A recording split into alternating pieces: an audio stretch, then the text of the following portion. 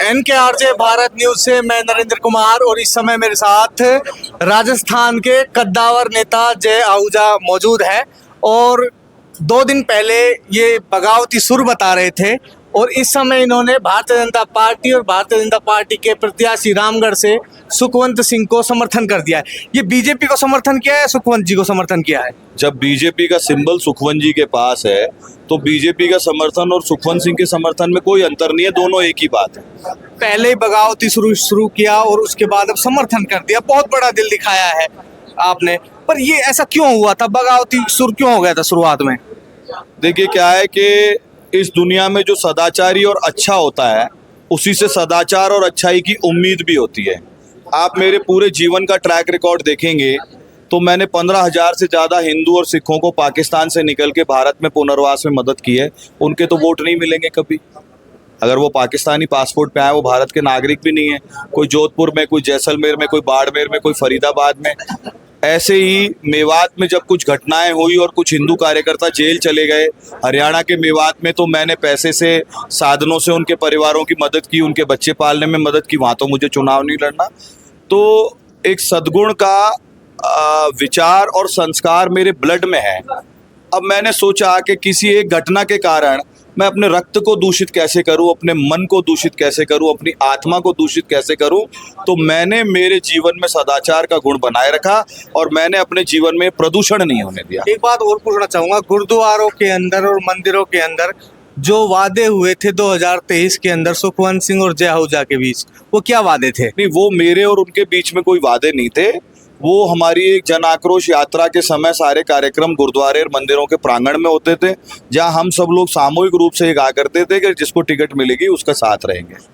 तो वो बातें थी। गंगा जी में पानी बहुत बह गया 2022 से 2024 के बीच में। 10 ही महीने में उपचुनाव हो गया।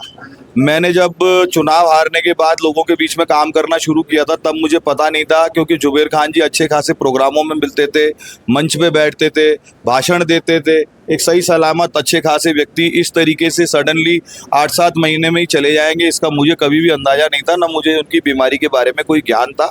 मैं मेरे कमिटमेंट के साथ में मेरे लोगों की सेवा करने में, उनकी लड़ाई लड़ने में लगा रहा। मैंने 10 महीने में कितनी बड़ी पूंजी कमाई है ये आप 2 बार से अपनी आंखों से देख रहे हैं। मेरे को जो मिला है ये किसी को MLA, MP या मंत्री बन के नहीं मिल सकता। जो मेरे को मिला है, लोगों के दिलों में राज करने का मौका मिला है।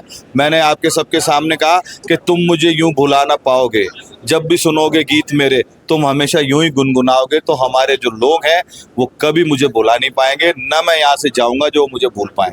एक बात और बताइए, ज्ञानदेव आहूजा के मध्य और जय आहूजा के मध्य कल दोपहर के बाद से आज दोपहर तक क्या मीटिंगें हुई? मैं परिवार में कल यहाँ से सीधे उनसे मिलने अलवर गया था, दिन भर के काम निपटा के। तो उन्होंने मुझे कहा कि भाई तुम्हारी उम्र 46-47 साल हो गई है, घर की सारी जिम्मेदारी तुम कई साल से संभाल रहे हो, हम लोगों का भी तुम ध्यान रख रहे हो। तेरी खुद की तपस्या जो तूने संघ में, भारतीय जनता पार्टी में विस्थापितों का काम करके, राष्ट्रीय सुरक्षा के थिंक टैंक में काम करके, एक बहुत बड़े स्कॉलर और एक बहुत बड़े वक्ता का और एक कार्यकर्ता का जो कद अर्जित किया है, उसको और मेरी जीवन भर की तपस्या को ध्यान में रख के निर्णय लेना। बुद्धिमान व्यक्ति को इशारा काफ़ी होता है। ये बात कहते समय वो थोड़े भावुक भी हो गए थे। तो मैंने उनको कहा, आप मुझे स्पष्ट बात बताओ, क्या कहना चाहते हो? वो भी थोड़ा सा संकोच कर रहे थे कि ये इतना आगे निकल गया है, अब लौटेगा कि नहीं लौटेगा, क्योंकि खून तो उन्हीं का हूँ, उसी परिवार का हूँ और बोल्ड भी बहुत हूँ, एकदम निर्भय और निर्लिप्त आदमी हूँ। तो उन्होंने कहा मानेगा? मैंने कहा आप जो कहोगे वो मानूंगा। बोले जिनके भी फ़ोन आ रहे हैं सरकार से, उनके फ़ोन अवॉइड मत कर, उनसे मिल, उनसे बात कर, और कोई रास्ता निकले तो निकाल ले, चाहे कुछ मिले ना मिले, कुछ हासिल हो ना हो। तुमने लोगों के दिलों पे राज किया, लोगों का प्यार हासिल कर लिया, इतना बहुत है। तुमको चुनाव नहीं लड़ना चाहिए। एक गांव है अपने मेवात के अंदर, शेरपुर गांव, लालदास जी का वहाँ बड़ा मंदिर है। लोग गांव के जो लोग हैं ग्रामीण, वो 2-2.5 किलोमीटर दूर जाकर लालदास जी महाराज की जो टंकी बनी हुई है वहाँ से पानी लेके आते हैं। और जब मैंने उनसे बात की जुबेर खान जी के बारे में और जब सुखवंत जी के बारे में बात की तो वो दोनों से नाराज थे और उनको अभी तक उम्मीद थी कि जय आहूजा हमारे लिए चुनाव लड़ेंगे, विशेषकर वो दलित समुदाय के थे। और जो वहाँ का जो सरपंच है वो एक मुस्लिम है। उन्होंने खुलकर कहा कि यहाँ का मुस्लिम है इसलिए वो हमारे काम नहीं करवाते, और 20 साल हो गए वो सर के ऊपर बेचारी 2-2.5-3 किलोमीटर से पैदल पानी लेके आती है। ऐसे लोग जो जय आहूजा से उम्मीद लगाए बैठे हैं और सुखवंत को और जुबेर को नकार रहे हैं, वो अब पछता रहे होंगे जब आपने समर्थन दे दिया।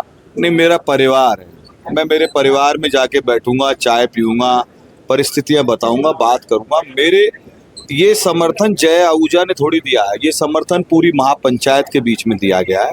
और शेरपुर के लोग भी आए थे, वो हमारी बात का, परिस्थितियों का, हर चीज को समझ के हमारा मान सम्मान रखेंगे। और शेरपुर में गोलकी रोड पे एक सरकारी प्लॉट है, उस प्लॉट पे बटे बड़े पड़े थे, झोपड़ियां डाल रखी थी। हमारी बहनों ने बोला जय भैया टंकी बननी चाहिए, कब्जा है। मैंने कहा कोई पुलिस नहीं आएगी, सारी माताएं बहनाएं कार सेवा करो। हमने 3 घंटे में उड़ा के 3 टप्पड़ सारे साफ कर दिए और वायर फेंसिंग करा दी कि यहाँ टंकी बनाएंगे। वो जमीन थोड़ी सी कम पड़ गई। तो परफॉर्मेंस की बात है भाई, जनता की जमीन पे 2 आदमी कब्जा करके बैठे हैं और जनता की फैसिलिटी नहीं बनने दे रहे। ऐसे बहुत सारे काम मैंने अपनी बोल्डनेस से खड़े होके करवाए हैं। इस बात की चिंता किए बिना कि मुकदमा लग जाएगा, राज में बात खराब हो जाएगी। राजवाज आनी जानी चीजें हैं यार, हमारी माताओं बहनों के सर से पानी की बाल्टियां तो उतरवानी पड़ेगी ना भाई। तो ऐसे बहुत काम मैंने किए और बीच खेत मैदान में खड़े होके किए। इसी बात के लिए हम जाने जाते हैं।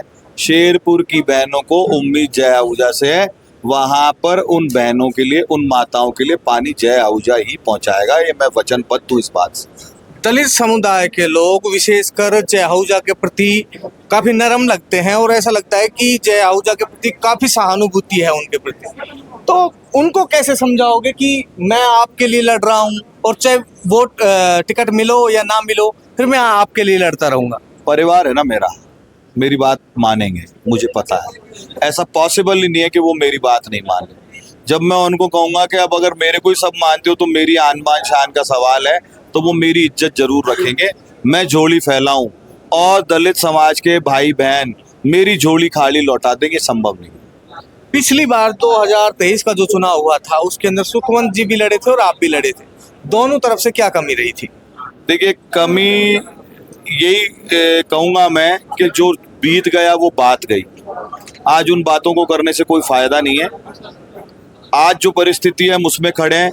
बार बार रामगढ़ से हम 2 बार हार चुके। भारतीय जनता पार्टी रामगढ़ से बार बार हारे, ये यहाँ के आम लोग बर्दाश्त नहीं कर सकते। उनको इसका ग्राउंड पे खामियाजा बहुत उठाना पड़ता है।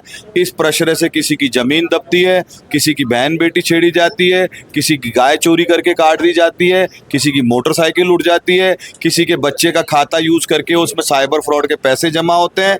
तो इन सारी अपराध और घटनाओं के प्रश्रय बंद हो जाएं, इसके लिए भारतीय जनता पार्टी का एकजुट होकर इस अति संवेदनशील इलाके में चुनाव जीतना बहुत जरूरी है। एक अंतिम सवाल मैं पूछना चाहूंगा कि जो छवि बनी हुई है ज्ञानदेव आहूजा और जय आहूजा की, वो इस तरह की छवि बनी हुई है कि किसी को टिकट चाहिए तो ज्ञानदेव आहूजा और जय आहूजा से संपर्क करे। यहाँ उल्टा हो गया, जय आहूजा की टिकट कट गई। नहीं, 2018 में आहूजा साहब का भी टिकट काटा गया था, वो सिटिंग एमएलए थे। और 2023 में मेरे वोट इतने कम थे कि मुझे लगता है कि पार्टी ने परफॉर्मेंस की बजाय नंबर ऑफ वोट्स को प्राथमिकता दी। लेकिन आप मेरा नाम यूट्यूब पे लिखेंगे तो भारत के बड़े से बड़े लोगों ने पॉडकास्ट में मेरे इंटरव्यू रिकॉर्ड किए हैं। मैं CNN और आज तक जैसे चैनलों पे पाकिस्तानी हिंदुओं को बचाने वाले एक्टिविस्ट के रूप में गया हूँ। प्रतिभाओं का दमन भी नहीं हो सकता, प्रतिभा का पलायन भी नहीं हो सकता। मुझे लगता है मेरा अति प्रतिभावान होना राजनीति में बहुत बार मेरा रास्ता रोक देता है, क्योंकि राजनीतिक क्षेत्र में ज़्यादातर लोग जो आते हैं उनका IQ लेवल इतना स्ट्रांग नहीं होता जितना भगवान ने मुझे दे दिया। अब ये चैलेंजेस हैं, इनका मुकाबला करके आगे बढ़ेंगे भाई। अभी जो मीटिंग हुई मंत्रियों की और उसमें आप शामिल थे, किस तरह की मीटिंग हुई, क्या समझाया गया? कोई विशेष पद के लिए आग्रह किया गया है आपसे? नहीं, मेरे कोई पदवत, भजन लाल जी मेरे बड़े भाई हैं, वो हमारे माननीय मुख्यमंत्री जी मेरे लिए भजन लाल जी भाई साहब हैं। जवाहर जी माननीय मुख्यमंत्री मेरे लिए जवाहर भाई साहब हैं। मेरे उस तरीके के संबंध हैं और उनको भी पता है कि मैं कितना क्षमतावान हूँ, मेरी क्या योग्यता है, मैं क्या कर सकता हूँ, ये बात वो भी जानते हैं। तो नेचुरली उन्होंने अपनी मजबूरी भी मुझे बताई होगी कि क्यों नहीं हो पाया टिकट, और साथ में मुझे ये भी कहा होगा कि तुम जैसे कार्यकर्ता को खोना हम अफोर्ड नहीं कर सकते, इसलिए तुम काम करो, पूरे प्रदेश के स्तर पे बड़ा काम करो, इसको हम सुनिश्चित करेंगे, ऐसा उन्होंने कहा। मैंने कोई बार्गेन नहीं किया, ना मैंने उनसे कुछ पूछा। मेरे मन पर तो आहूजा साहब के शब्द बहुत हावी थे, इसलिए मेरे को इस मार्ग पे चलना था। अब जय आहूजा और सुखवंत सिंह एक ही गांव के अंदर, एक ही चौपाल के अंदर और एक ही छत के ऊपर बीजेपी के लिए वोट मांगते नजर आएंगे। 100% वोट मांगेंगे बीजेपी के लिए, इसमें क्या दिक्कत है? सुखवंत सिंह जी ने अभी तक आपसे संपर्क किया है? सुखवंत सिंह जी ने डायरेक्ट संपर्क नहीं किया, वो आहूजा साहब से मिलने गए थे, वाया मीडिया मुझसे संपर्क करने का प्रयास कर रहे थे। तो वो यही सब लोग थे जो मीडियम बने हुए थे, हमारे दक्ष साहब, हमारे बेडम साहब, यही सब लोग माध्यम बने हुए थे। अब क्या होगा, सुखवंत जी आपके पास आएंगे या जय आहूजा सुखवंत सिंह के पास जाएंगे? इससे कोई फर्क नहीं पड़ता, वो मेरे यहाँ आए तब भी वही बात है, मैं उनके यहाँ जाऊं तब भी वही बात है। इसलिए ये बहुत गौण बात है, मैं अहंकारी आदमी नहीं हूँ और सार्वजनिक जीवन में हमको अहंकार रखने की जरूरत भी नहीं है। जब मुझसे प्रदेश के मुख्यमंत्री बात कर रहे हैं, जब मुझसे प्रदेश अध्यक्ष जी बात कर रहे हैं, जब मुझसे माननीय केंद्रीय मंत्री जी बात कर रहे हैं, तो फिर ये कोई मैटर नहीं करता कौन किसके घर जाएगा, किसके घर आएगा। तो दोस्तों, ये थे मेरे साथ भारतीय जनता पार्टी के कद्दावर नेता जय आहूजा जी। मिलते हैं हम अगली वीडियो में, तब तक जय भारत, जय हिंद।